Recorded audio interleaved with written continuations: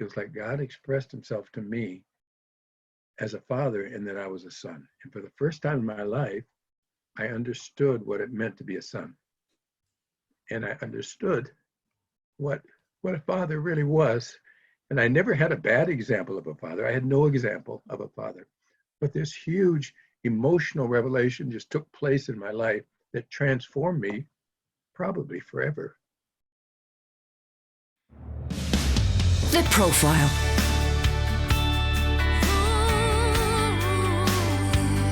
You're listening to Premier Christian Radio. Where faith comes to life. Hello and welcome to The Profile here on Premier Christian Radio with me, Sam Hales. I'm the editor of Premier Christianity magazine, and you've joined us for another conversation with a special guest about their life, faith, and testimony. If you would like a free sample copy of the magazine, just head to our website, premierchristianity.com.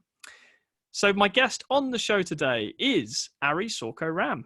Ari is the director of Maoz Israel, a Messianic Jewish organization dedicated to reaching Israel with the good news of Jesus. Raised in America, the former actor and police officer now resides in Israel and is also the author of the book To the Jew First. Ari, welcome to the show. Well, shalom, shalom, Sam. Nice to talk to you and to see you on Zoom. Absolutely. It's great to be able to connect, even though we're in completely different parts of the world. We always like to start here on the show by hearing about a person's early life. So tell me a little bit about where you were when you were growing up as a child and what life was like. Well, actually, my parents, of course, immigrated from Europe. It was during the time of the pogrom, and from a Russian Jewish background. And my father met my mother actually on the boat coming over. She was coming over with her mother, and he was my grandmother's doctor on the boat. And sort of that's how he met my mother. And in the fullness of time, after they came to the United States, they married. And then, of course, now my mother had suffered quite a bit during the pogrom. She had seen most of her family killed, and so it was very traumatic. She never really quite recovered from all of that. And when I was she had 7 children, however. By the time I was 2 years old, there were a lot of conflicts. Without going into details, the family just sort of fell apart. My father, I think he just went back to Europe. And my mother was not able to really deal with the family just because of her emotional situation. And so 6 of the children went one direction, and then I went another direction. And from the age of 2, I was basically separated from my family. I didn't really know my father because I left at 2, and didn't see my mother or my siblings actually until I was an adult. And although I had seen my mother one time, I think when I was about 5 years old, for about a 30-minute meeting. So really I was raised totally independent, separate from my family.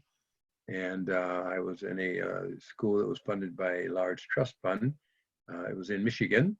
And actually it was a nice school, but I had no knowledge of family. I had just knowledge of basically community living, because at that time, this was during the, of course, the late 40s and early 50s, that a tremendous amount of anti-Semitism, and being Jewish was not a popular thing.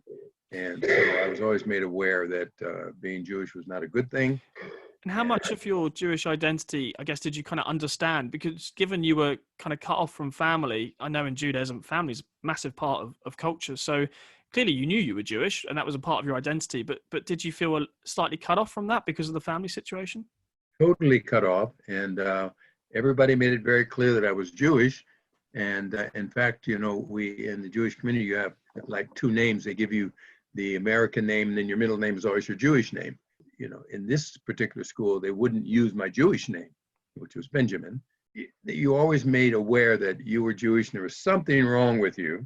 Right. But not being raised up in my family environment, so I didn't have the cultural support. I was in this paramilitary type school, boys' school, and every summer all of the kids would always go home, to their families. Of course, I didn't, because there really wasn't any home to go to.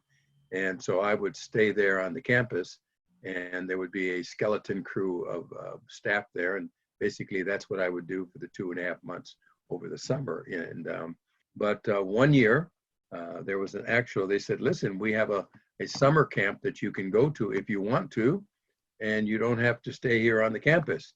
Well, to me, I thought that was a terrific idea because I had never really done anything. Everybody else could go and I stayed.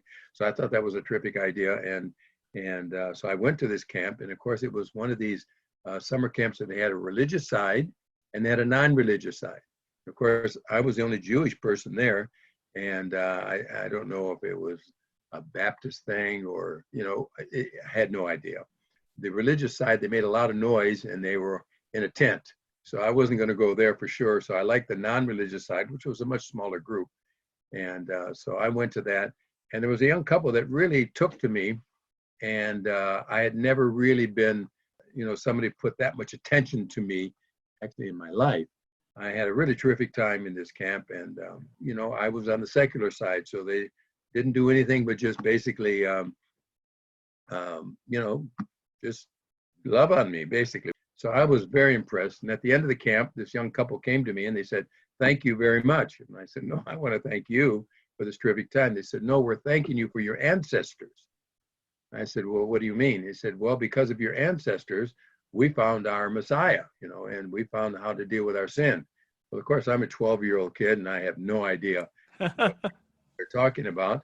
But, if I had suspenders, I would have pulled them. I said, "Well, okay," and so then they said to me, "Well, how do you Jews deal with that?" Well, I knew a little bit about my Judaism. I knew about, the Day of Atonement, Yom Kippur. I said, "Oh, we have what we call tashlich. We throw our sins into the sea, and we have things that we do. We have our prayers." But I really didn't have an answer. But I said, "Listen, I really enjoy the camp. I will look, I will study, and I'll bring you back an answer next year if you let me come to camp next year." That was the deal. And I didn't really know what I was getting into because I'd never really, everybody thought the Jews know everything about the Bible. I knew almost nothing. So I went back and I decided to read the Bible. Now that was the most difficult thing that I could have ever done. And I began reading, and it was really hard reading. And I didn't really have anybody to talk to. And I'd ask people, they didn't know. As I began to read about Abraham, and I realized that, wait a minute, this is pretty good, that I really am a descendant of Abraham. That's who I am. And that's the first time I really had any identity, positive, identity in my life. The other was, you're a Jew, and you killed Christ, and Wow. and I was like, well, I don't even know him, so how can I have done that? So there was a stigma, and especially where I lived. And so I was starting to feel kind of positive about myself. And it took me several months, believe it or not, just to get there.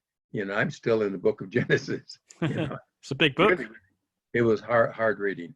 Well, then towards the end of the year, I started getting into the next book, the book of Exodus, and it was devastating to me. Now, I didn't understand a lot, but I began to understand that if I did this and I did that, I was cursed, and I got it.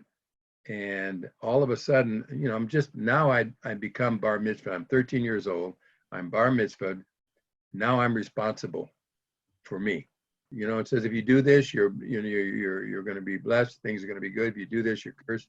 And I realized, wow, now I understand why everybody hates the Jews, because I'm cursed and I'm a Jew. And I kind of went into a depression. We were pretty bad people. We did some pretty bad things, and I'm one of them, and that's it.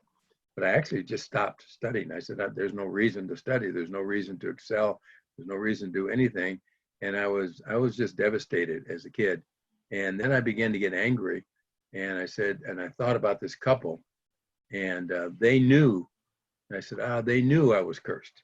That was my simple way of explaining something that I didn't understand. I was failing. I went from, like A and B grades to D grades. Wow. And so I was just, I had lost my motivation just about for anything. I got to the camp. I didn't even register.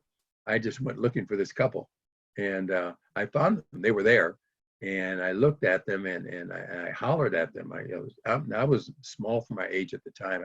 I've grown since then, but to me, they were towering, tall people. And I said, you knew that I was cursed. You knew that if I studied, the Bible, that I would find that I was cursed. And so they started laughing, and to me, I was used to people laughing at me. So I said, see, and then you're laughing at me. And they said, no, no, no, no, no. I said, we're not laughing at you. We're laughing with you. Did you go further? Did you continue to read? I said, no, there's nothing to read. They said, no, no, no, no, no. They said, there's so much more for you as a Jew. And something happened in that incident, that instant, that I just said, wow. I had a sparkle of hope because I had lost all hope. I mean, I was just totally devastated. I was alone. I didn't have anybody to turn to. And I said, this is it for me. This is a world, dismal world before me and nowhere to go. But when they said there was more, something happened. This is always very emotionally for me when I talk about it. So hopefully I can hold my composure. And something just sparked inside of me, a hope. And I said, wow, there's more. And it was like there was a light down in the end of the tunnel. If I just keep running, I could get there or something. And so for the next, I guess a couple of weeks, they went through the script. They didn't go through the New Testament. They just went through the Old Testament. And they start showing me even scriptures that I never would have understood in Deuteronomy and in the prophets. And so this is for the Jews. It says, this is for you. It says it started with you. You know, I came to faith. And I mean, I wasn't critical about the Messiah. He could have been a midget as far as I was concerned. You know, they say that when you're healthy, you're very critical of doctors, but when you're sick, you're happy if a good veterinarian can help you. You know what I mean? And so I was just so relieved that there was an answer for me. And that for the first time in my life, I felt positive about being a Jew. And I said, wow, this was something that God has specifically, done for me. They said that through the seed of the woman will come one who will crush the head of the serpent. He says, there's a victory here. He's going to get you back into relationship. And they told me, it says, this is why God chose Abraham. It says, this is why he chose you as a people. It says, it's about your ancestors. And he made this promise to you first. But the most significant thing probably happened to me was maybe about 4 or 5 days later. I was in my, they have little cabins and I was sitting in my bunk bed by myself because I would do that a lot. And I was, all of a sudden it was easier to read the Bible. I was actually beginning to understand some things, which I was amazed. I said, wow, I didn't understand that before. And then something happened. This is something that's like it happened yesterday. And this was 1954. All of a sudden, I had not ever known my father. And I didn't know my mother. So I didn't really understand what family was about. And I definitely didn't understand what father was about. But something happened, and it was like the presence of God just came down upon me, just this little 13-year-old boy. And I knew it was the presence of God, but something was different about it. It was like the presence of God, but it was a father. It was like God expressed himself to me as a father, and that I was a son. And for the first time in my life, I understood what it meant to be a son. And I understood what a father really was. And I never had a bad example of a father. I had no example of a father. But this huge emotional revelation just took place in my life that transformed me probably forever. And all of a sudden I understood that the awesome God, we as a Jewish people always look at God with great reverence. He's God, he's awesome, he's holy, and you can't get near, you can't get close, be careful.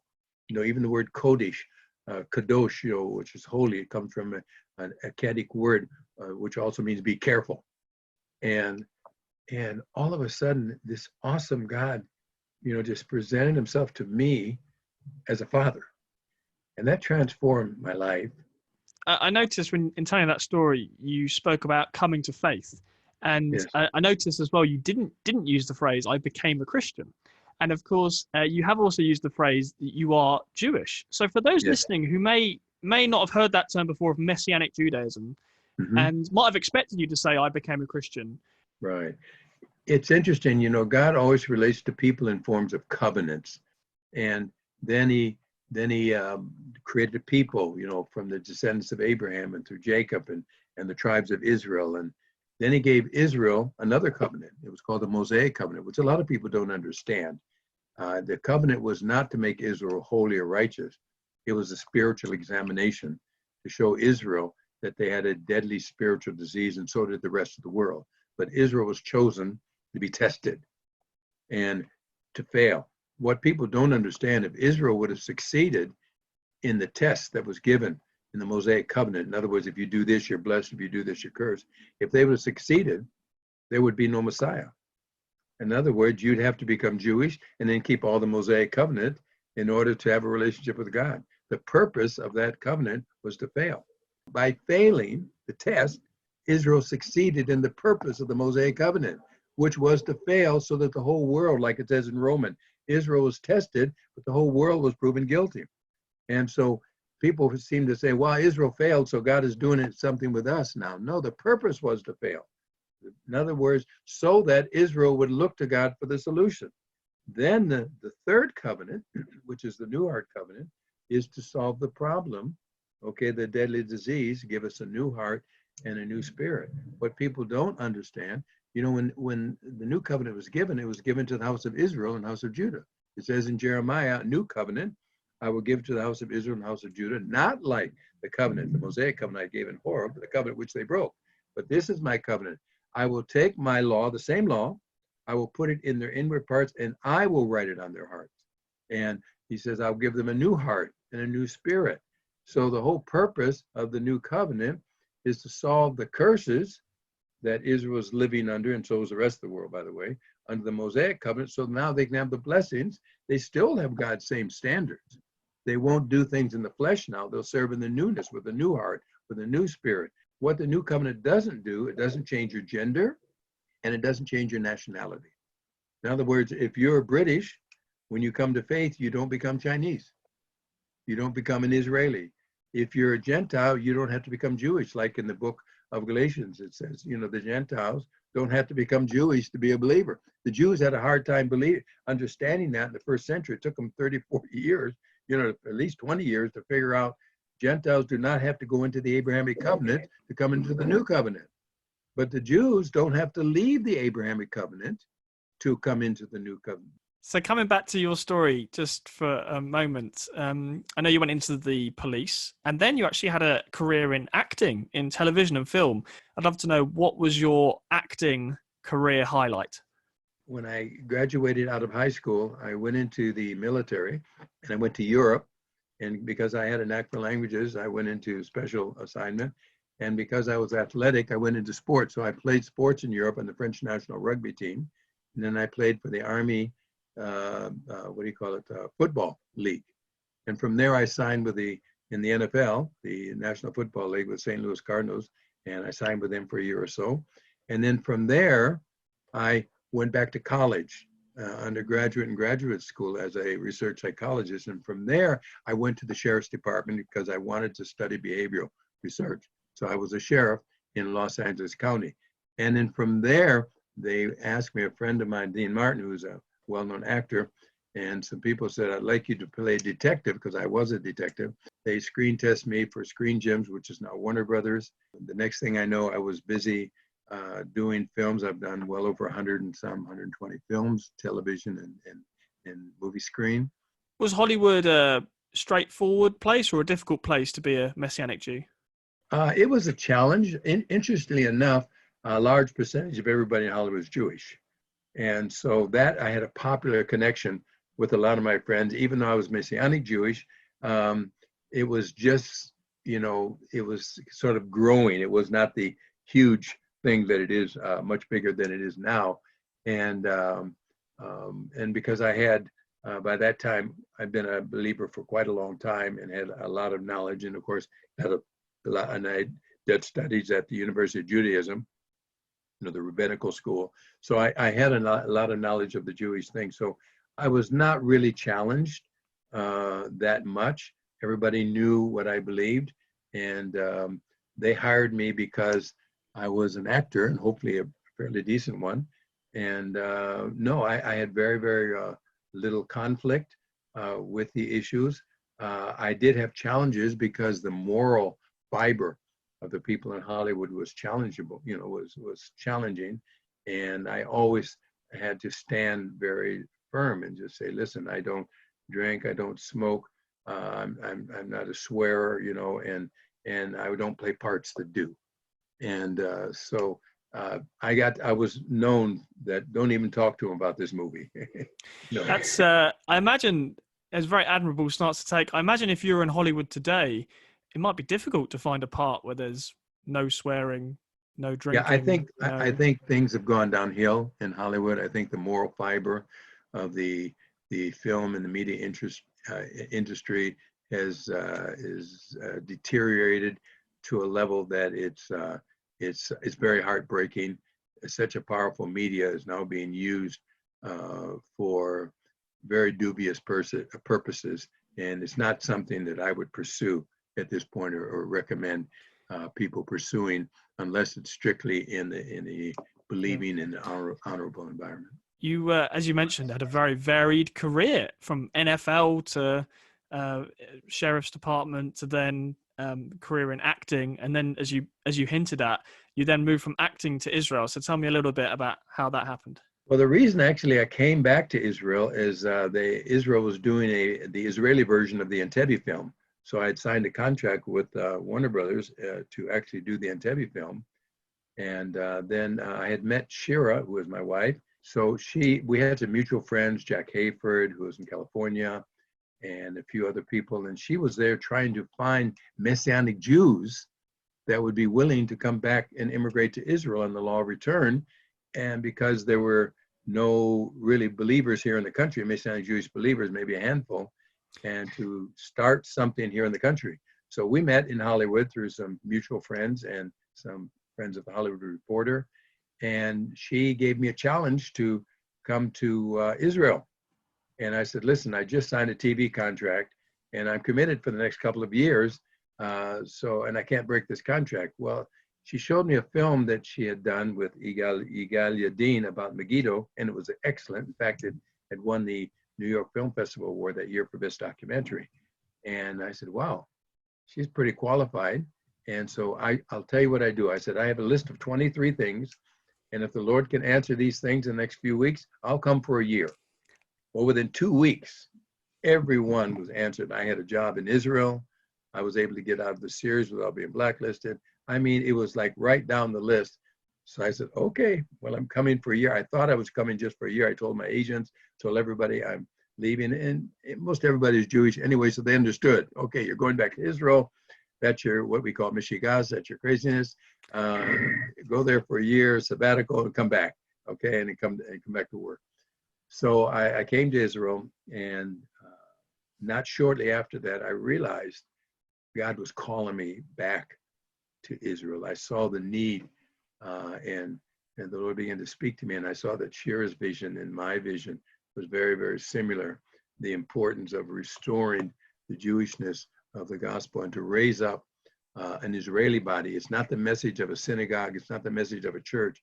It's the message of the Messiah who came to deal with the sin problem and restore relationship with our Jewish people back to the God of creation. And so, the first year that I was there, we actually were married.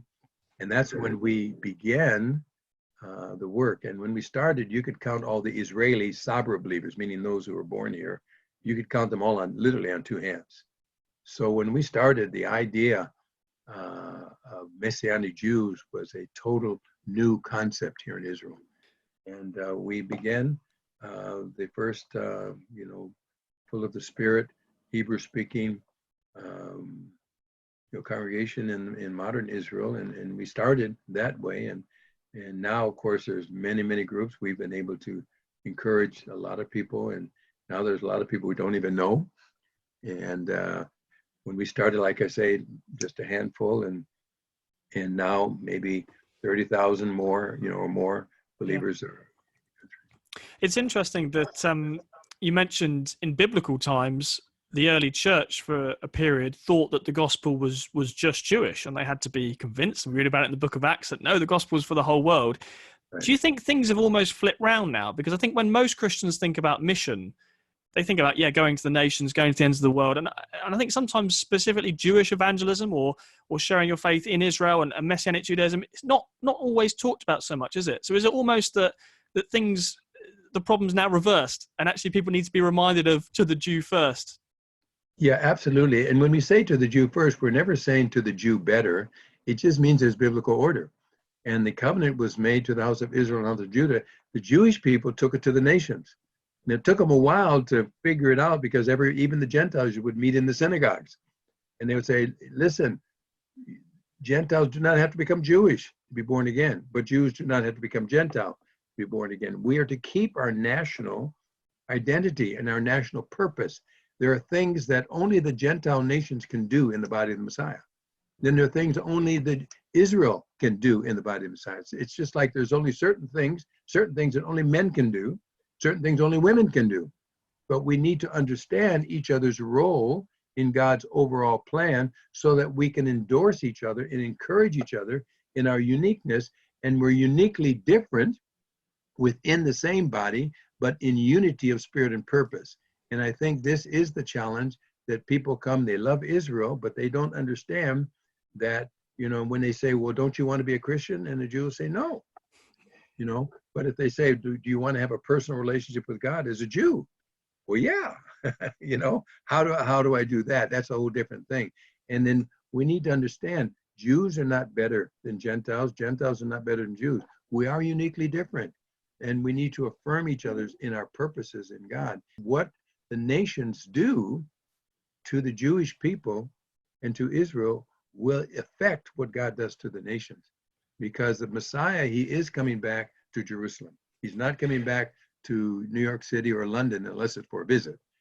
He's basically coming back to a huge, to a body of people who are saying, blessed is he who comes in the name of the Lord. Do you want to stay informed on the best of what's happening in the UK church today? Premier Christianity magazine is for you. The UK's leading Christian magazine is published every month and features interviews with Christian leaders, in-depth reporting, reviews, columnists, and loads more. And best of all, you can try it for free. Head to our website now to request the latest edition worth £5.95, completely free of charge. Visit premierchristianity.com/free sample. You've mentioned already the remarkable growth of Messianic Judaism within Israel. You say when you first arrived in Israel, there weren't any spirit-filled Messianic congregations, and now, as I understand it, there's hundreds. So Yes. remarkable growth. But what would you say, though, to someone who says, well, the New Testament talks about one new man, Jew and Gentile together? What would you say to someone who's skeptical of a Messianic congregation and would say, well, shouldn't we have Jews and Arabs and Jews and Gentiles all together in the same churches? Should we really separate out into a Messianic congregation or a Gentile congregation? Some would want to kind of bring those together. Yeah. Actually, there is a lot of togetherness. I remember many years I led a congregation in more than one congregation for maybe 37 years. And we have had many Arab Muslims come to faith in our congregation, in the Messianic Jewish congregation. There is a place. There should be a place for every congregation. If it's a Gentile congregation, there should be a place for Jews that can worship in the framework of the Gentile congregation if they feel comfortable culturally. But if a Gentile wants to worship in a Jewish congregation, they should be able to worship in the framework of the Jewish congregation comfortably. They don't have to become Jewish, but because they're in a culturally oriented Jewish congregation, they should flow with the culture of that congregation, but they should not have to be Jewish.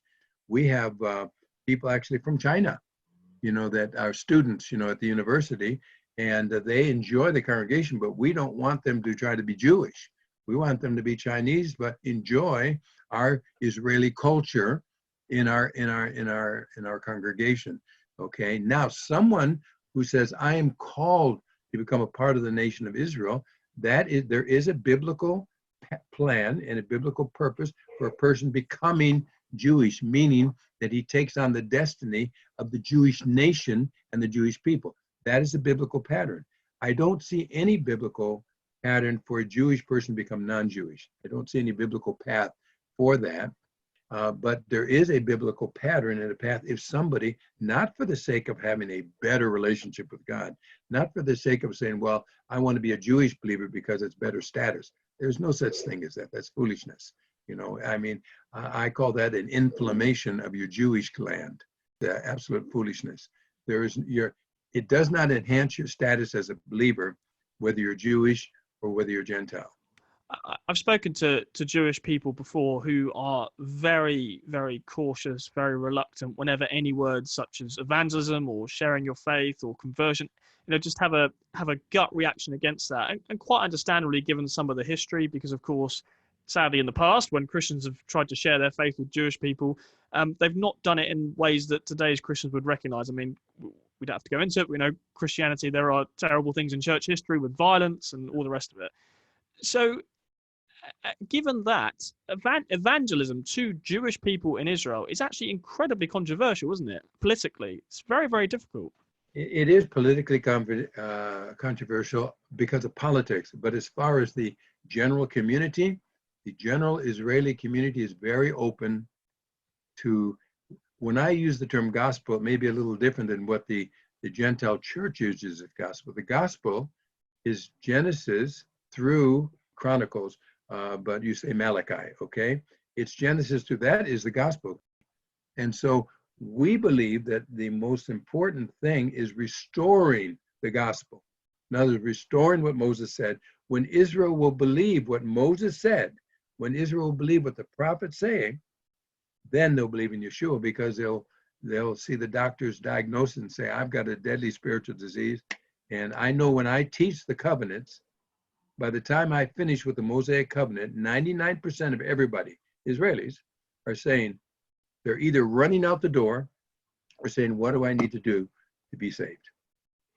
That brings us to a Bible verse that's at the heart of your ministry, Maoz Israel, which you founded to support Messianic believers in Israel. And the verse is from Romans 11 that says, all Israel will be saved. What's your interpretation of that verse? What exactly do you think that means? Well, I like to keep it simple. And, we have several ways of interpreting the scriptures. It's called pardes. It's the simple, the teaching, the idea, and then the secret. And we always say when the secret is different than the simple, the secret is off. And so I always go for the simple first. All means all. And all means, to me, it has to be enough that you would say everybody's coming. So maybe one person's left out. Maybe there's a few here or something. Maybe so. But it's so significant that it represents everybody. It could represent the nation. You could say Israel as a nation has come to faith. So there is going to be some time in this historical calendar when enough of Israel, significant enough of Israel, will come into the new covenant. You can say all Israel will be saved. So that's how I interpret that. And, I like to take it for that and work towards that goal. So you're looking at some point in the future from now for there to be, I guess, a revival, a mass turning of Jewish people, of Israelis to their Messiah. And that's something you believe is on the horizon. I believe so. And, when it says in Zechariah, it says 10 people from every nation will take a hold of one Israelite, one Jew, because he says, I see that God is with you. Now, if you do the mathematics, and let's say there's 180 nations. So you've got 10 people from 180 nations holding on to the fringes of one Jew, one Israelite. I don't know, you won't even see them. In other words, we're talking about because they see that God is with the nation of Israel, not just Israel's doing okay, but they see that the God of Israel, the God of creation is with. So there's enough scripture in there when it says in Joel, the scripture we all pray and everybody prays, it says, and it shall come to pass after that I will pour out my spirit upon all flesh. Well, it says after that. The key word here is after that. If you go back to verses 23 through verses 27, it talks about the physical and spiritual restoration of Israel. And then it says after that, when Israel is no longer put to shame, when Israel is worshiping as a nation, when Israel is worshiping God, when God is given the Passover, Israel comes into their Passover. This prophecy was after they left Egypt. So when Israel comes into their in the first month, it says, the first month is Nisan, that's Passover. So when Israel comes into their new covenant Passover, Okay. Then it says, after all of that takes place, new wine and new wheat and new grain and everything. And it says, then I will pour out my spirit upon all flesh. So I think that there's a key here that God wants Israel. He's always wanted Israel as a part of his salvation to the nations, because I believe the plan is that Jew and Gentile go together to the nations to bring the rest of the gospel out through the nations before it's all over. Many Christians would point to exactly what you've just said about physical restoration of Israel. Not all, but some Christians would see that as a fulfillment of prophecy, what's happening since 1948 in Israel reestablishing itself, and I'm aware you'd obviously support that. At the same time, a lot of those Christians will spend a lot of time talking about fulfillment of prophecy and wanting to support Israel practically and also politically support Israel, but they don't always talk so much about salvation, about all Israel being saved, do they? No, I think that we have to keep the balance. We have to realize that the political Israel is a part of it, but it's not the end game. It's not about the Israel as a nation. That's just part of it. It says in Ezekiel 36, it says, not for Israel's name's sake, but for my name's sake. He says, I'm going to bring them back to the land. In the land, I'm going to sprinkle clean water on them. I'm going to wash away all their filth. I'm going to transform them. I'm going to give them a new heart and a new spirit. So there's a process here. It's like we pray for people that are not born again to come to our congregations, right? And so as we pray for them to come to the congregation, why? We want to pray for this ungodly person to come to the place where he's going to get godly. So when he comes to the place, he doesn't know the Lord, but we want that with the fellowship, with the saints, with the believers, he will come to know the Messiah. Well, we got that from the Bible. And the Lord says, I'm doing the same thing. I'm going to bring Israel back. When it says in Ezekiel 37, I'm going to bring them back as dry bones. First, in the first prophecy was, there was a great noise and they came together, bone to his bone. And it says they had flesh on them and skin and bone, but they had no spirit in them. It says breath, but the word in Hebrew spirit. It said there's no spirit in them. Then he says, prophesy the second time. And when I did, he says, then the spirit was blown into them. And then they came to faith. The same as the previous scriptures. God says, I'll bring you back to the land. We'll have a political Israel. And it was formed by non-believers. And so, but Israel was formed by secular Jews. But then God says, now I've got you in the land. Now I'm going to bring you back to me. And it's very, very interesting. It says in Deuteronomy 30, and it says, after I've scattered you all over the world, and you brought to mind all these curses that have come upon you, and you've returned to me, you and your families with all your heart and all your soul, I will bring you back to the land. Now, isn't this interesting? There's two dynamics going on here. God's bringing dry bones back to the land, and in the land, he says, I'm going to bring you back to me. But then he says, those Jews who are in the diaspora that have come back to me in the diaspora, I'm going to bring them back to the land.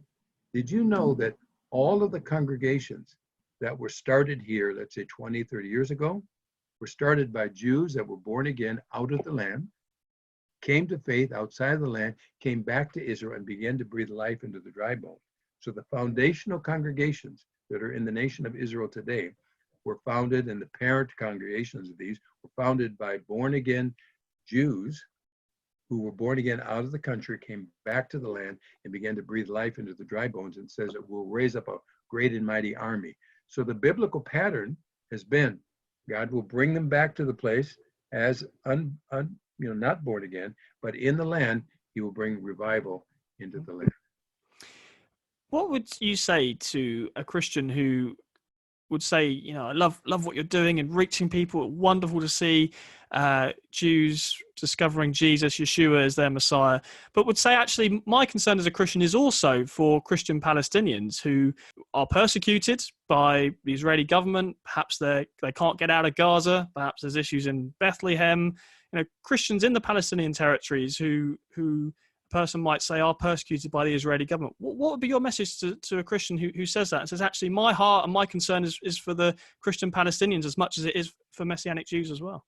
Well, actually, the Israeli position, on first place, how did the Palestinians, the term Palestinian even started? Before 1964, there was no such thing. There were no people called a Palestinian. This is what people need to understand. Sure, but there are right now, and the Well, argument would be that right right. now they're suffering. Right. Well, let me get to that point. And so what happened, who invited the people from Lebanon, okay, to actually come? Arafat's over. Israel invited, because they had been in Jordan, tried to take over Jordan, and Jordan kicked them out and they went into Lebanon. Then Israel actually could have actually destroyed everybody in Lebanon. They didn't. They invited them down to Gaza, okay? Israel several times throughout history says, we will even, let's have peace, let's have a state. But the position, the PLO position of Arafat, which started in 1964, who by the way was born in Egypt, and his position is on the Palestine Liberation Organization, the fundamental principle is the destruction of Israel. This is the basic thing that people don't understand. Israel says, listen. I'm not arguing about the politics of Arafat. I think the position a Christian would put to you is just, there are currently Christian Palestinians who I have a heart for, who are suffering, and where do they fit into this picture? Well, this is where I'm trying to get to the point, because there's two issues here. There's the government issue of national security, which is not a spiritual issue. Okay, I mean, the government has to deal with national security. They are trying to say, we'd like to have peace. Anytime we want to have peace, we'll do it. But when you have an organization that's found on the principle that you can't make a peace, because the only peace we can have is if Israel's pushed off in the sea, politically, it's a very untenable situation. The believing community reaches out very aggressively into the Arab community. And for example, Maoz, which is a very Jewish organization, supports more Arab ministry, including throughout the territories, than probably any other ministry in the country, even though we're very strong on the Jewish thing. We can't tell everything we're doing. Evangelism in the territories, supporting families, our I Stand program, literally hundreds and hundreds of thousands of dollars a year we put out towards reaching out. And the believing body in Israel is very, very pro-Arab and pro-Jewish. Is it not true that the average Israeli and the average Palestinian wants peace? There's just an awful lot of disagreement on how you get there, I suppose. Absolutely. The majority of Israelis, in fact, Israelis in general want peace. 99.9% of Israelis, with the exception of a few radicals, want peace, period, and are willing to give up a lot for it, because Israel is a peace-loving people. However, because we live in a volatile world where our borders, people would like to destroy us, Israel is ready to fight wars, because Israel is born into wars. You know, so we always have to remember this.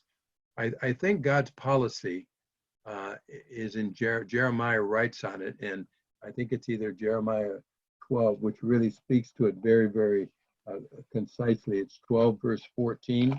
It's very challenging, and it says, "Thus says the Lord concerning my evil neighbors who strike at the hairs, try to take the inheritance which I have endowed to my people Israel. Behold, I'm about to uproot them from their land, and will uproot the house of Judah from among them." Now, God kicked Israel out of the land twice for not keeping the word of God. But he's also kicked out, and those were the sons of Isaac, but he's also kicked out the sons of Ishmael twice for trying to take the land of Israel. Now, the sons of Isaac and the sons of Ishmael, you know, we're talking about brothers. Okay, we're talking about families, sons of Abraham. God's intention, I believe, and I put it in my book, I talk about the one new man. In the one new man, in the sons of Ishmael and sons of Isaac are supposed to work together. Anyway, let's go on. And so he kicked both out, but in compassion, he brought back the sons of Isaac and the sons of Ishmael, said, to their own land, always at the same time. Look what it says. And it says, "And it will come about that after I've uprooted them, I will again have compassion upon them, and I will bring them back, each one to his inheritance, and each one to his land." He's talking about the sons of Ishmael now. He said, "I'm going to bring them back to their land." All the land around Israel was given to the sons of Ishmael, okay, and Esau, all of it, okay? It's interesting, all the land in Israel was given to the 11 tribes of Israel, that they would defend the priesthood of the Levites. The Levites didn't have any land, except what was in the walled cities, okay, and in the temple. But all the wealth in the army of the inheritance of the rest of Israel was to defend the priesthood. He gave all the land around Israel to the sons of Ishmael and the sons of Esau. And why do you think that would be? Well, to defend the priesthood of Israel for the sake of the nation, so that both sons of Abraham would work together. But what has happened is that all the nations around the nation of Israel want to take the land of Israel. It's a difficult situation and a very unfair situation to the Arabs, or those who are sons of Ishmael, who are called Palestinians now, are disallowed by the Arab countries to go to any of those nations, and most of them came from those nations. Whether they came from, in other words, the people that moved into Israel, they weren't born in Israel, and their parents weren't. They came from the countries around. I understand what you're saying and your interpretation of those verses for sure. I guess my question would just be, a Palestinian pastor, for example, who may, not all, but may have a different view of some of those scriptures, particularly with the return and all the rest of it. But are there examples already, or could you foresee a time where you personally could work with a Palestinian pastor who has a very different view on some of those verses you just mentioned, but where you could unite at least around the gospel, by which I mean around the need for people to recognize Jesus as their Messiah, and actually still disagree over some of the interpretation of those passages to do with the return, and still disagree perhaps over certainly the politics? Could you foresee a time where actually a Palestinian pastor and yourself as an Israeli Messianic congregation could work together around the gospel? Or do you think actually those issues for you, that they're too important, they're too close to the heart, that you would struggle to work together? Well, I think the primary thing is to bring people into the kingdom and to bring people to God's point of view. I don't have a political point of view. I have God's point of view, and it may influence politics. I think everyone has a political point of view, if we're being honest. Right, and this is it. And I do think, and as I say again, I try to keep it as simple as possible, and not to say, well, history, says this against the Bible, or so on and so forth. I think it's a real challenging issue. My personal experience is, and I work with a lot of, we use the term Palestinians or Arabs in the territory. We have a lot of personal relationships, very strong personal relationships. And my personal experience is that those who have come to faith directly from the scriptures, and not from outside religious groups that have a particular doctrine, or are supported by certain religious groups have a particular doctrine, are very pro-Israel. And the Israeli believers are also very pro-quote Palestinian, and have no desire to kick Palestinians out anywhere. What they don't want is somebody trying to kick Israel out of the land that already exists. This is really the predominant thing which people outside of Israel don't see. And I see the Palestinian people as prisoners of this terrible attempt to try to destroy the nation of Israel. And I don't think that's their desire. I think the majority, we actually did a survey. So you could work with the Palestinian pastor in question I just outlined. Do you think actually you could unite around the gospel in that sense? I think this. I don't want to get political about. In fact, I wouldn't put myself in a situation where I have to deal with real political conflicts if that's their motivation. If their motivation is to preach the gospel, we'll do everything to help them to preach the gospel. Sure. That we will do. What we won't do, and we can't legally do, is encourage them to do things that would be against the state of Israel. Of course. So that's the only thing. I wanted to ask how COVID has affected your ministry. I mean, COVID has affected the whole world. I know Israel's been through lockdowns a little bit like we have, as I understand it. This must present some really real and pressing concerns for you, I guess, especially financially. Any charity that relies on donations, if people lose their jobs because of the economic downturn that COVID could bring on, that could affect your ministry. Has that been a concern? Have there been other areas as well that COVID's been hitting you? Yeah, it does make a big difference. Starting with the congregation, when you're used to fellowshipping several hundred people on a regular basis and a lot of social interaction, when that's taken away for a significant period of time, at least 6 or 7 months already, and it's very, very challenging and difficult for families, for children, for spiritual education, just your normal lifestyle. And then, of course, the work situation. We have a program called I Stand with Israel, and we have personally helped well over 500-600 families with significant finances, because without it, they would not have survived.